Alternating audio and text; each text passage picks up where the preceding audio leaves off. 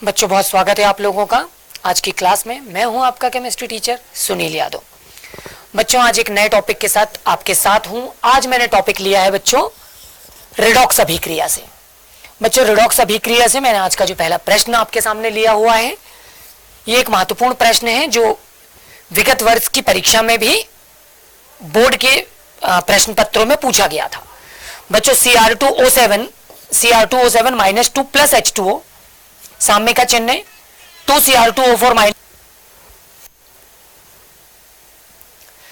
तो बच्चों मैं आपको बता रहा था Cr2O7 माइनस 2 प्लस H2O, साम्य 2Cr2O4 माइनस 2 प्लस 12H2O।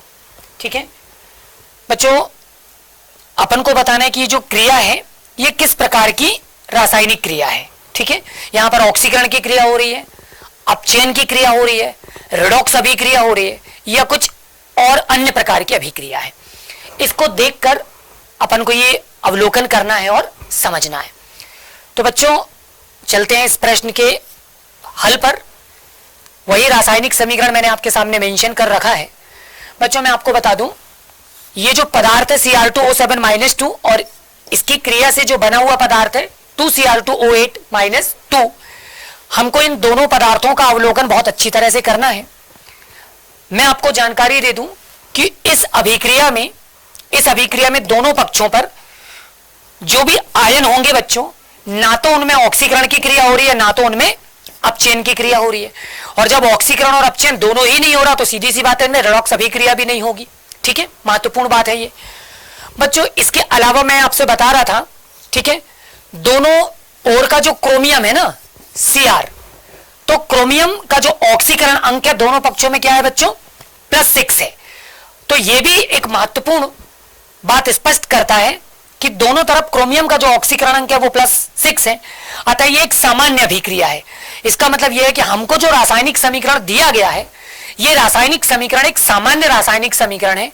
इसमें ना तो ऑक्सीकरण की क्रिया हो रही है, ना ही अपचयन की क्रिया हो रही है बच्चों, और ना ही इसमें किसी प्रकार की रिडॉक्स अभिक्रिया हो रही है। ठीक है बच्चों, तो एक सामान्य अभिक्रिया है।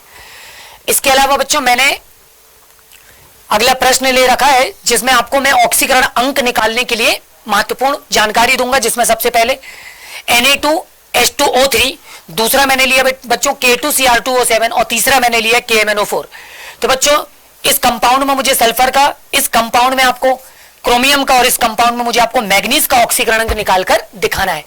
मैं सबसे पहले Na2H2O3 के लिए आपको सॉल्यूशन दिखा देता हूं बच्चों। Na2H2O3, ठीक है, देख लीजिए एक बार प्रश्न। Na2H2O3 में हमको सल्फर का ऑक्सीकरण अंक निकालना है।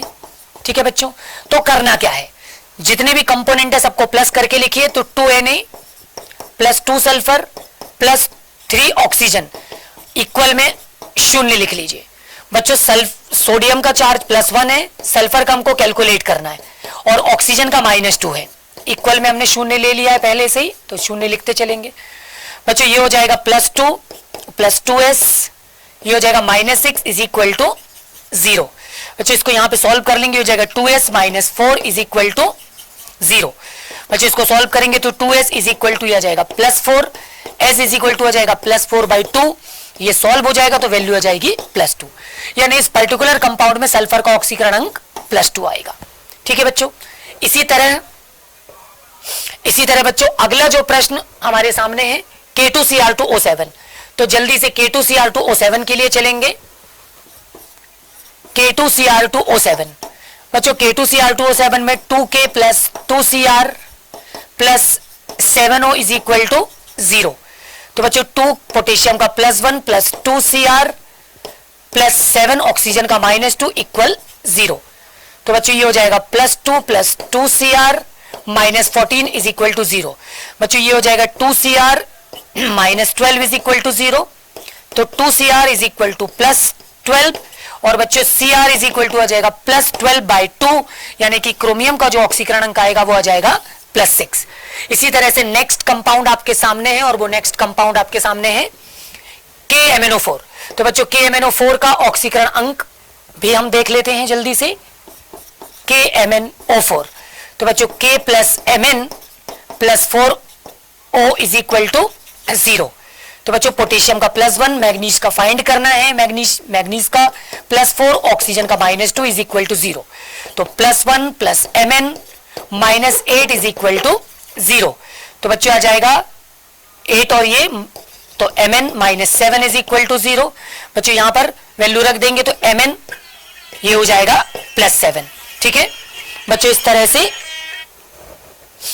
से हमने मैग्नीज का +7 निकाल लिया। बच्चों अगला हमारे पास जो प्रश्न है वो है रिडॉक्स अभिक्रिया के उपयोग बताना। बच्चों रिडॉक्स अभिक्रिया का सबसे पहला उपयोग है धातु के निष्कर्षण में। बच्चों यहां पर ये क्रोमियम ऑक्साइड है जो कि एल्यूमिनियम को क्रोमियम में अपचयित कर रहा है। मतलब जो एल्यूमिनियम है वो ऑक्साइड में परिवर्तित हो जा रहा है एल्यूमिना में, और वो क्रोमियम धातु को क्या कर दे रहा, अपचयित हो जा रहा है। इसी तरह से जिंक ऑक्साइड बच्चों कार्बन से क्रिया करके कार्बन मोनोऑक्साइड और ये जिंक को क्या कर रहा है, अपचयित कर दे रहा है। बच्चों इसके अलावा प्रकाश संश्लेषण में भी महत्वपूर्ण उपयोगी है। कार्बन डाइऑक्साइड जलवाष्प से अभिकृत होकर ये C6H12O6 है ना, ग्लूकोज का निर्माण कर रहा है बच्चों। और महत्वपूर्ण चीज ये ऊर्जा प्राप्त करने में भी सहायक है। यानी जो रेडॉक्स अभिक्रियाएं इनकी एक लंबी चौड़ी तालिकाएं हैं, इसके बहुत सारे उपयोग भी हैं। तो बच्चों आज मैंने कुछ महत्वपूर्ण और बहुत ही सरल प्रश्नों से आपको अवगत किया, मगर ये सभी जो प्रश्न दिखने में बहुत सरल है मगर ये परीक्षा की दृष्टि से बहुत ही उपयोगी एवं महत्वपूर्ण है। तो बच्चों आज की क्लास में इतना ही। बहुत जल्द आपसे पुनः मुलाकात होगी, तब तक अपना ख्याल रखिए।